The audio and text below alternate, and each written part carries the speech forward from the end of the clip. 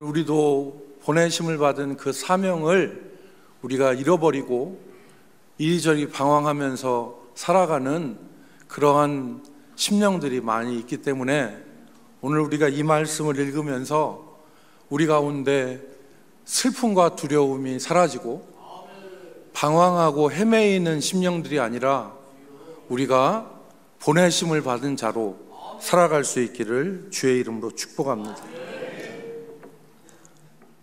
그래서 우리가 한번 정리할 것은 같이 따라합시다. 제자의 삶은 보내심을 받은 삶이다.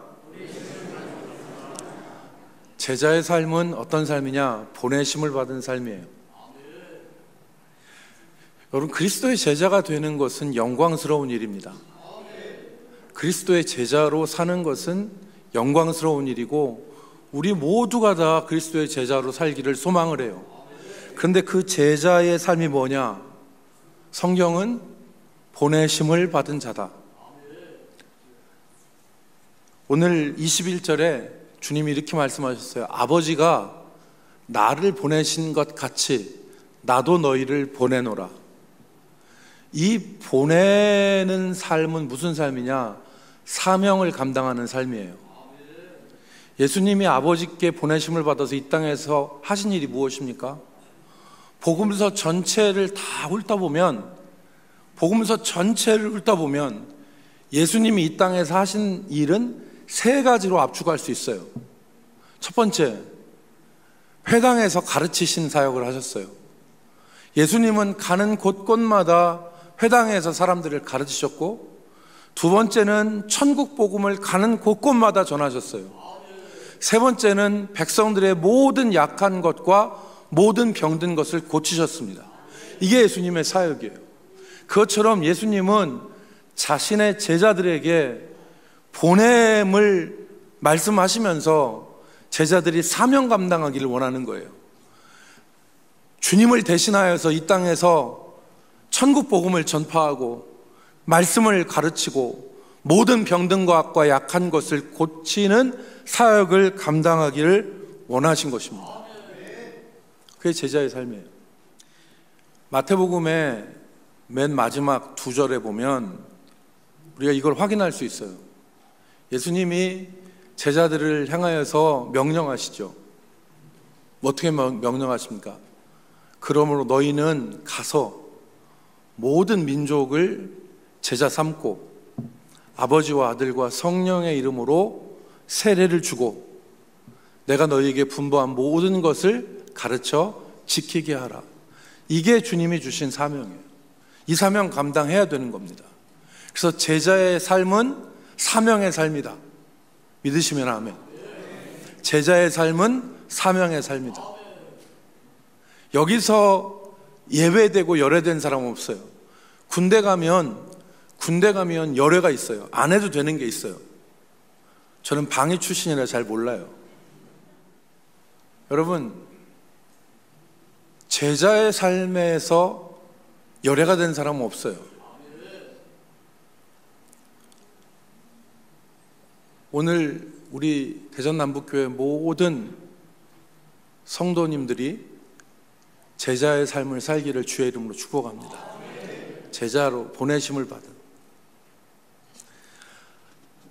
아브라함에게 하나님께서 복을 주시면서 말씀하셨죠. 창세기 12장 2절로 4절에 보면 너는 본토 친척 아비의 집을 떠나서 내가 내게 지시한 땅으로 가라. 그렇게 말씀하시고 그리하면 내가 너에게 복을 주고 너로 큰 민족을 이루고 너를 창대하게 하고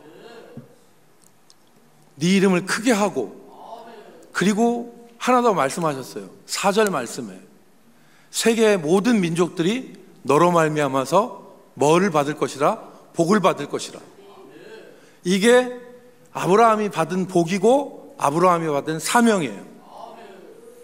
근데 이 사명을 복이라고 말씀하셨어요. 그래서 사람들은 나만 복 받아서 내가 예수 믿고 잘 되면 되는 거지 뭘 다른 사람들까지 신경을 써. 나만 복 받으면 되지. 근데 그게 아니에요. 너로 큰 민족을 이루고 복을 주어서 내 이름을 창대하게 하고 너는 복이 될지라 말씀하신 하나님이 뭐라고 말씀하셨냐면 땅의 모든 민족이 너로 말미암아 복을 받을 것이라. 그래서 우리가 하나님 우리에게 개인적인 것으로 주시는 복만 누리면 절반만 우리가 받아 누리고 사는 거예요. 오늘 우리를 통해서 하나님은 우리의 이웃이, 우리의 주변의 사람들이, 그리고 세계 모든 민족이 복을 받기를 원하시는 것입니다. 그래서 하나님 우리를 보내신 거예요. 그래서 우리를 보내신 것입니다. 사명을 감당하는 사람이 복된 사람입니다. 사명을 감당하는 사람이 복된 사람입니다. 오늘날 많은 사람들이 마라톤 경주를 합니다. 근데 이 마라톤 경주는 여러분 잘 아시죠? 기원전 490년에 페르시아가 아테네를 쳐들어왔어요. 페르시아의 엄청난 군대가 아테네 북부에 있는 이 지역까지 쳐들어오니까 아테네 사람들이 나가서 페르시아하고 전쟁을 했습니다. 그 양쪽 군대가 맞닥뜨려서 싸운 곳이 마라톤이라고 하는 평원이에요. 여기서 전쟁을 했어요. 그런데 놀라운 것은 엄청난 숫자로 밀고 들어온 이 페르시아 군대를 아테네 군대가 무찔렀어요. 그것도 대승을 했어요. 이겼어요. 그래서 전쟁이 끝난 다음에 이 기쁜 소식을 아테네 시민들에게 알려주기 위해서 전령을 보냈는데 그 사람 이름이 페이디피데스라는 사람이에요. 2500년이 지났는데 그 사람의 이름을 역사는 기억해요. 페이디피데스라는 사람이 약 40km 떨어진 그 마라톤 평원에서 아테네까지 달려가요. 쉬지 않고 달려가요. 그래서 아테네에 도착해서 사람들에게 뭐라고 얘기하냐면 우리가 이겼다라고 얘기해요. 그리고 이 페이디피데스라고 하는 이 사람이 탈진해서 그 자리에 쓰러져 죽어요. 이 사람이 사명을 감당한 사람이에요. 여러분 쉬엄쉬엄 가도 되겠죠. 그러나 자기에게 주어진 이 사명을 감당하기 위해서 쉬지 않고 40km를 달려요. 그래서 1896년에 근대 올림픽을 시작하면서 이 페이디피데스라고 하는 사명을 감당한 이 사람을 기념하기 위하여서 그 숭고한 정신을 기념하기 위해서 근대 올림픽의 정식 종목으로 42.195km를 달리는 마라톤 경기가 시작된 거예요. 사명을 감당하는 사람이 복된 사람이에요. 여러분 마태복음 25장에 보면 마태복음 25장 45절 이하의 말씀에 보면 신실한 종과 신실하지 않은 종을 구분해요. 충성되고 지혜 있는 종은 어떤 종이냐? 집사람들을 때를 따라 양식을 나눠주고, 이 사람은 아마 집사였던 것 같아요. 그런데 때를 따라서 자기의 종들에게 음식을 나눠주고 집안을 잘 건사하는 종이었어요. 이 종이 그렇게 성실하게 일을 했더니 주인이 돌아올 때 이 종은 복되도다. 주인이 칭찬하고 주인이 자기의 모든 소유를 이 종에게 맡길 것이다 말씀했어요. 그런데 반대인 종이 있었어요. 주인이 더디올 것이라고 생각하고 자기 맡아 있는 종들을 학대하고 때리고 술 친구들과 먹고 마시면서 자기 책무를 방기한 종이 있어요. 이 종에 대해서 마태복음 24장 48절로 51절에 보니까 어떻게 했느냐? 50절에 생각하지 않은 날 알지 못하는 시각에 그 종의 주인이 이르러 엄히 때리고 외식하는 자가 받는 벌에 처하리니. 겉으로는 잘 관리하는 것 같은데 속으로는 안 했어. 책임을 방기했어. 그러니까 외식하는 자가 받는 벌에 처하리니 거기서 술 피우며 이를 갈리라. 우리는 오늘 이 사명의 중요성을 깨닫습니다. 여러분 가운데 어떤 분들은 이렇게 생각할 거예요. 사명이라는 거는 감당하면 좋고 감당하지 않아도 큰 문제가 되는 것 아니야. 이렇게 생각할 수 있어요. 사명이라는 거는 감당하면은 좋고 칭찬받을 일이지만 감당 안 해도 별 문제가 안 돼 라고 생각할 수 있어요. 여기서 사명은 좁은 의미로는 교사를 하고 찬양대원을 하고 주방에서 봉사하고 여러 가지 직분을 감당하는 것, 그걸 사명이라고 할 수 있는데 그게 좁은 의미의 사명이에요. 그러나 넓은 의미의 사명은 어떤 것이냐? 아까 제가 말씀드린 주님이 우리를 보내신 일, 즉 가서 가르치고 전파하고 모든 약한 것과 병든 것을 고치시는 주님의 사역을 감당하는 것이 넓은 의미의 사명이에요. 그래서 오늘 사명과 관련돼서 우리가 생각할 게 있어요. 그게 뭐냐면 우리의 사명에 대한 것들을 성경적 가르침이 어떤 것인가를 생각해야 돼요. 제가 한 가지 잘못 생각하고 있었던 게 있거든요. 그런데 그 생각을 고치게 됐어요. 여러분, 제가 그 눈에 녹내장이 있습니다. 근데 이게 초기에 발견됐어요. 그래가지고 제가 스스로 다 녹내장이 발견돼서 이 녹내장 약을, 녹내장은 안압 때문에 이게 생기는 거래요. 맞죠, 노준호 원장님? 안압 때문에 생기는 일이라서 이 안압을 조절하는 약을 매일 2번씩 정기적으로 넣어야 돼요. 근데 제가 이게 뭐 그렇게 심각한 건 줄 몰랐어요. 그래서 뭐 넣다 안 넣다가 병원에 가야 되는 시간도 한 3개월이 지나서 가야 되는데 안 가고 6개월 만에 가고 뭐 이랬어요. 그랬더니 노준호 원장님이 저한테 목사님 아무리 바쁘시지만 이거는 타협할 수 없는 사실입니다. 이거를 한 번 넣고 안 넣고 또 부정기적으로 넣으면 그것 자체가 효과를 발휘하는 게 아니라 오히려 더 나빠질 수 있습니다. 그러니까 반드시 하루에 2번은 정기적으로 약을 꼭 넣어야 됩니다 라고 얘기를 해주셨어요. 제가 그때 얼굴이 시뻘개져가지고 무한해가지고 내 생각이 잘못됐구나 라는 걸 내가 깨달았어요. 그리고서 그 이후로 매일 정기적으로 2번씩 약을 넣고 있습니다. 여러분, 사명이라는 것이 어떤 것인가 하는 것에 대해서 우리가 한번 생각해 볼 필요가 있는데, 첫 번째, 그 사명이라는 것에 대해서 성경에서 있는 말씀을 2가지 대표적으로 해석하는 해석이 있어요.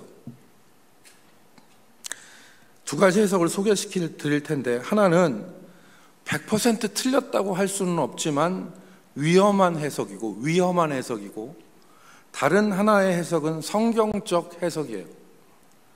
그래서 먼저 이 위험한 해석이 뭐냐? 이 위험한 해석은 구원과 행위를 구분하고 이원화하는 해석입니다. 어려운 말인데 여러분 들어보시면 나중에 압니다.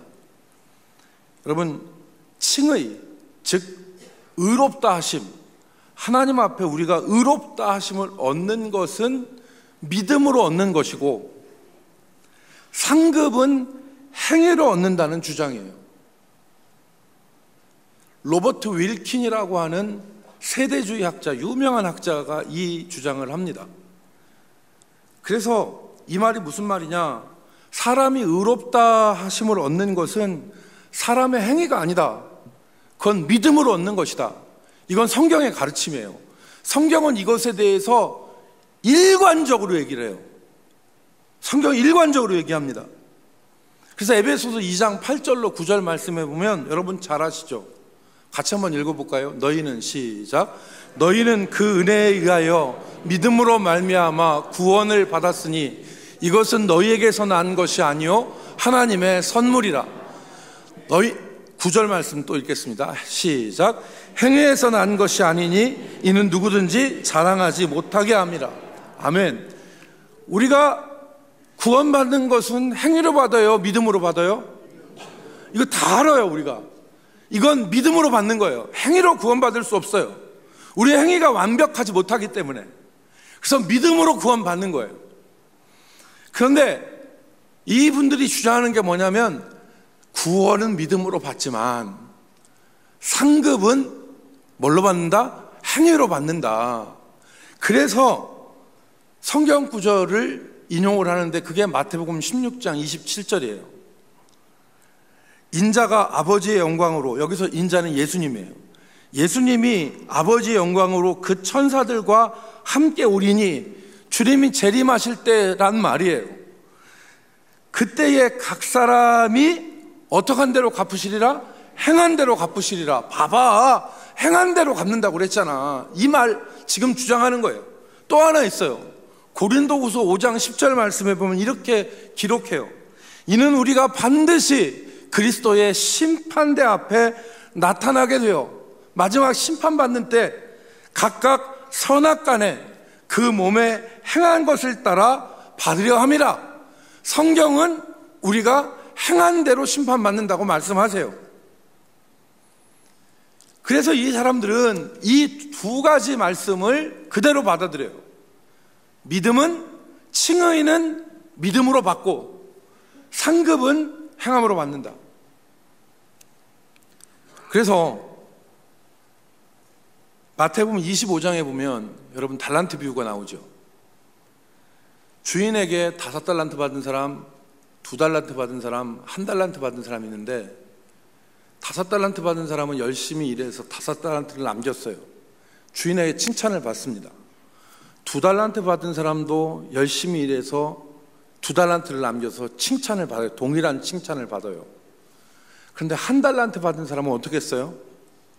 이 달란트를 땅에다 묻어요. 그리고 주인이 올 때 그것을 꺼내서 주님한테 보이니까 주님이 뭐라고 하셨습니까? 이 악하고 게으른 종아, 내가 없는 데서 취하고 하지 않는 데서 내가 요구하는 사람이라면 너한테 원금과 이자를 요구했을 거 아니냐, 그렇게 말씀하시고 책망해요. 그리고 이 사람을 악한 종이라 책망해요. 그런데 이 믿음은 칭의는 믿음으로 받고 상급은 행위로 받는다는 사람들은 여기 나온 세 번째, 이 사람을, 땅에다가 달란트를 묻은 사람을 구원받은 사람이라고 해석합니다. 이 사람은 사명을 감당하지 안 했지, 그래서 상급이 없는 것이지, 이 사람은 구원을 받은 사람이라는 해석을 합니다. 이 사람은 구원받았지만 상급이 없는 사람이다. 이어지는 양과 염소의 비유가 있죠. 이어지는 마태복음 25장에 양과 염소의 비유가 있어요. 그런데 이 양과 염소의 비유가 어떤 얘기가 나오냐,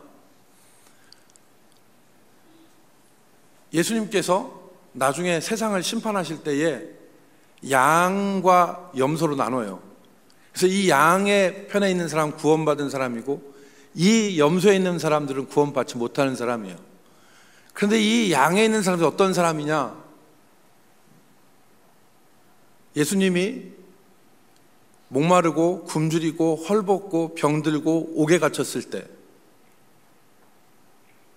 즉 절실한 도움이 필요했을 때 주님을 돌아본 자들이에요. 예수님한테 이 사람들이 묻습니다. 언제 우리가 주님을 그렇게 돌봐드렸습니까? 했더니 지극히 작은 자에게 한 것이 곧 내게 한 것이다 말씀하셨어요. 이 염소의 편에 있는 사람들에게 예수님이 말씀하셨어요. 내가 너희를 도무지 모른다. 내가 헐벗고 굶주리고 목마르고 병들었고 옥에 갇혔을 때 너희가 나를 안 돌봤다. 그랬더니 예수님한테 묻습니다. 언제 우리가 주님을 안 돌아봤습니까? 그러니까 예수님께서 이 사람들에게 말씀하세요. 지극히 작은 자에게 하지 않은 것이 곧 내게 하지 않은 것이다. 그런데 제가 아까 얘기한 로버트 윌킨과 같은 이 사람들은 이 염소의 사람들을 어떻게 해석하느냐? 이 사람들은 구원받은 사람이다. 단지 행함이 없기 때문에 상급이 없는 것이지 이 사람들은 구원받은 사람이다 라고 해석하는 거예요. 이 해석에 매력이 있어요. 왜? 구원은 믿음으로 받고 상급은 행위로 받는다고 하니까 성경에는 두 가지를 다 얘기하거든. 믿음으로 구원받는 것과 행한 대로 구원받는 것이 상충하지 않아요. 그래서 매력적이에요. 그런데 치명적인 약점이 있어요. 그게 바로 뭐냐면 예수님 말씀하신 비유를 왜곡한 거예요.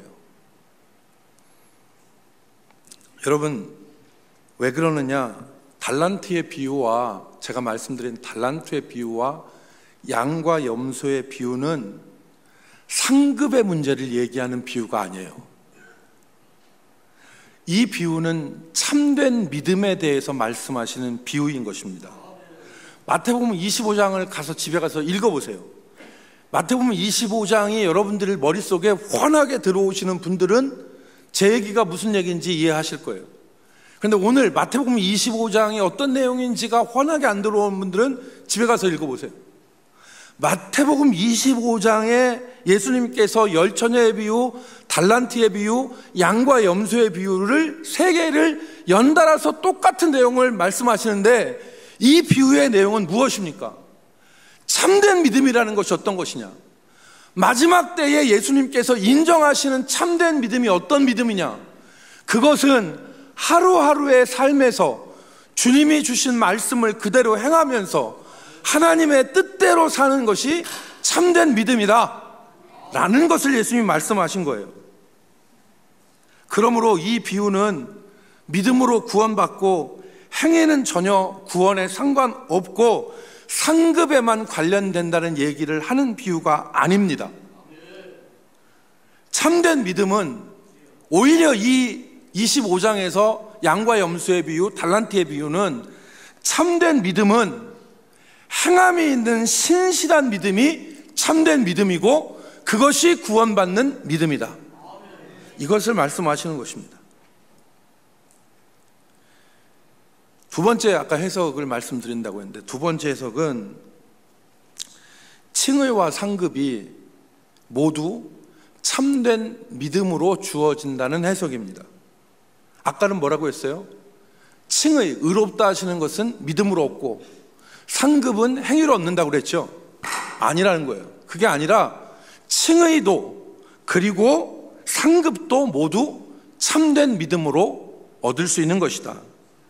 이것은 세계적인 바울 신학자 이 토마스 슈라이너라고 하는 사람이 대표적으로 주장하는 것입니다. 행위가 의롭다 하심의 기초가 될 수 없다. 아까 우리가 에베소서 2장 8절로 9절 말씀에서 우리가 확인했죠.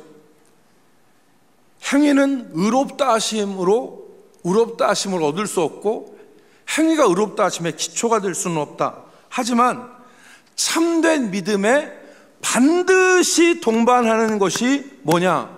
행위다.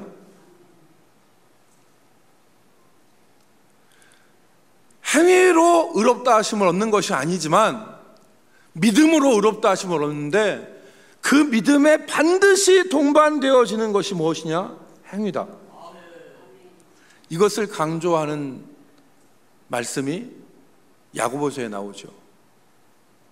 야고보서는 단지 지식적 믿음이 아니라 참된 믿음은 행함이 있는 믿음이고 행함이 없는 믿음은 무슨 믿음이다? 죽은 믿음이다. 이거를 강조하는 것입니다. 그러므로 믿음으로 의롭다 하심을 얻고 행함으로 의롭다 하심이 증명되어지는 것입니다. 이게 성경의 가르침입니다. 아브라함이 믿음으로 의롭다 하심을 받았고 그의 아들 이삭을 드림으로 그의 믿음이 증명이 되었습니다. 오늘 우리가 믿음으로 의롭다 하심을 받고 참된 믿음으로 우리가 심판을 받는 것입니다. 그 믿음 안에 행위가 들어있는 것입니다.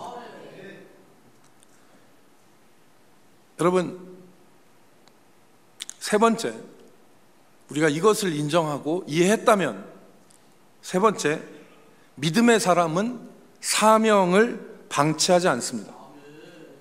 믿음의 사람은 사명을 방치하지 않습니다. 결코 믿음으로 구원받고 행위로 상급받는 다고 하는 이원론적 사고를 갖지 않습니다. 자, 믿음으로 구원받는 것이고 행위로는 상급을 받는 것이야. 그래서 내가 사명을 감당하지 않아도 나의 구원에는 이상이 없어, 이렇게 생각하지 않는다는 것이죠. 이건 잘못된 생각이에요. 성경을 잘못 해석하는 것입니다. 믿음은 믿음으로 구원받고 참된 믿음은 그 안에 행위를 포함하고 있는 것이라는 것이 성경의 가르침인 것입니다. 좋은 그리스도인, 좋은 제자는 자신의 사명을 방치하지 않습니다. 여러분, 어떤 부모가 좋은 부모입니까? 어떤 부모가 좋은 부모예요? 자식을 먹이고 입히고 바른 가르침으로 가르쳐서 사람 만드는 부모가 좋은 부모죠.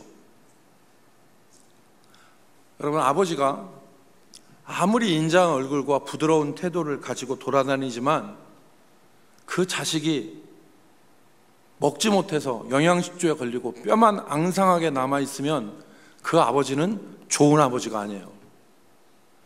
아버지는 자식을 먹일 사명이 있는 거예요. 그걸 감당해야 좋은 부모예요. 여러분, 제 아들과 딸이 다 컸지만 제 아들과 딸이 8살, 10살이라고 칩시다.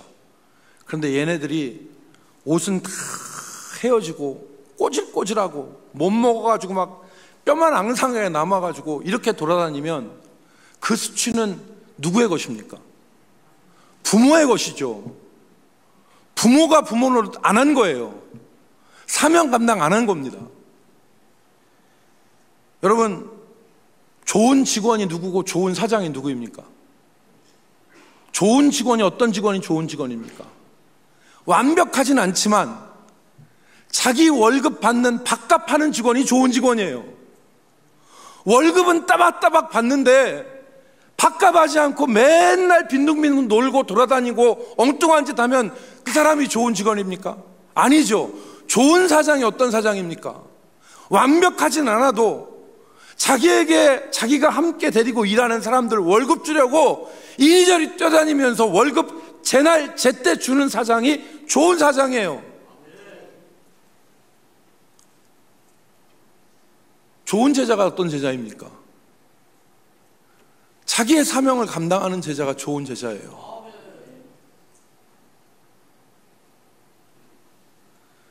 여러분, 발레리나 강수진 씨 발이 화제가 된 적이 있습니다.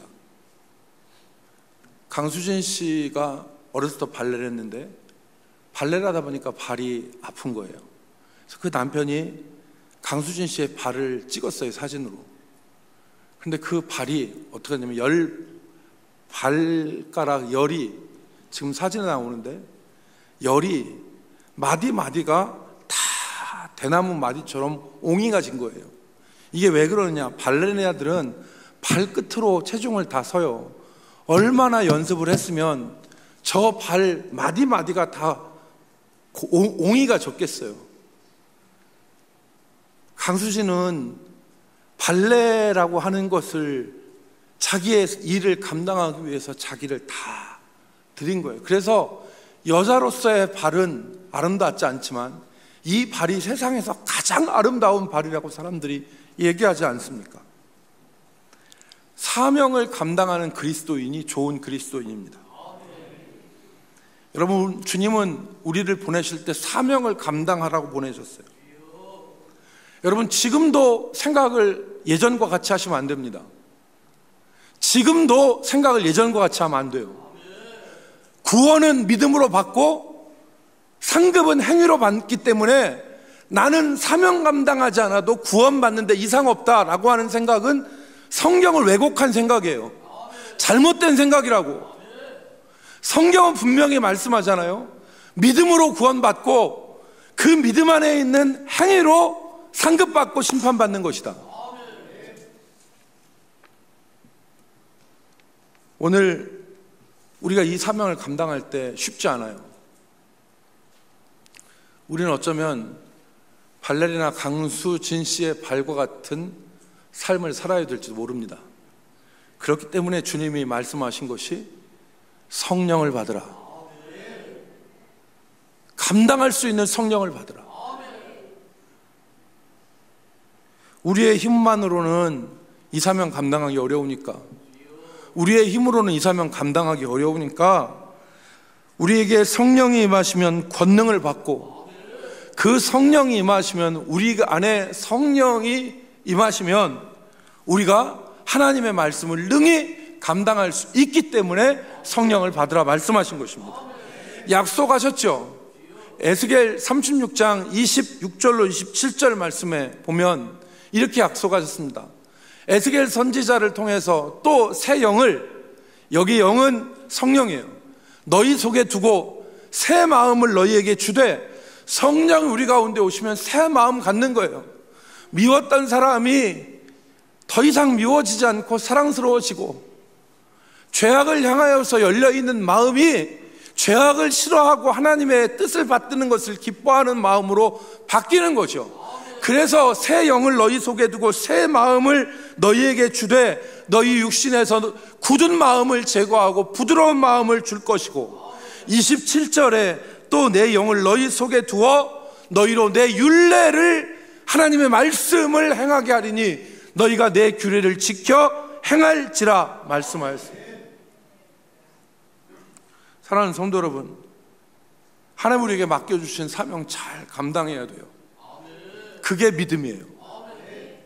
아버지의 역할을 잘 감당하고, 어머니의 역할을 잘 감당하고, 직원의 역할을 잘 감당하고, 그렇게 하는 것이 참된 믿음이에요. 우리가 은혜 받았으니까 우리가 대충 살고 우리가 아무렇게나 살아도 하나님이 다 용서하시고 받아주시고 우리를 구원해 주실 거야, 도둑놈 심정이에요. 도둑놈 심정이라고. 하나님이 우리에게 믿음을 주셨을 때 그 믿음을 가지고 성령을 받고 보내신 사람으로 살아가는 거예요. 여러분, 하나님 우리에게 주신 사명들을 기억하십시오. 목사로 주신 사명, 장로로 주신 사명, 권사로 주신 사명, 집사로 주신 사명 기억하셔야 돼요.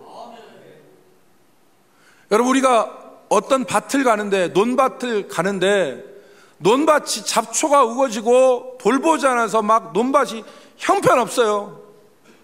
지나가는 사람들이 뭐라고 합니까?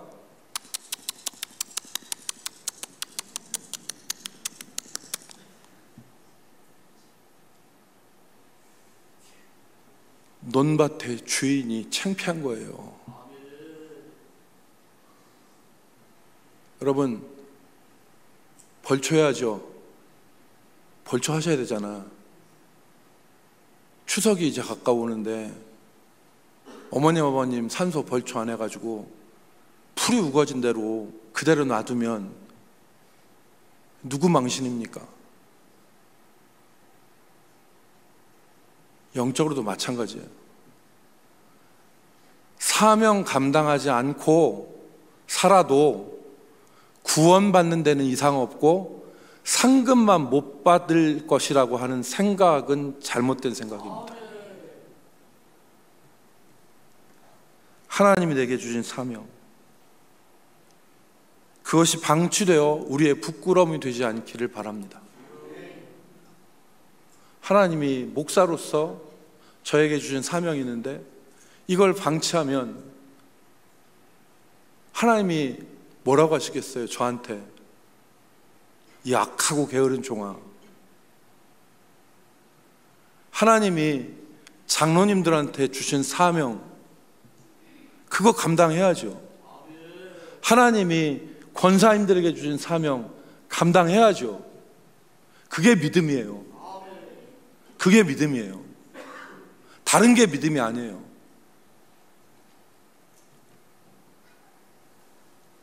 사명을 감당할 때 우리가 하나님의 은혜를 경험할 수 있습니다.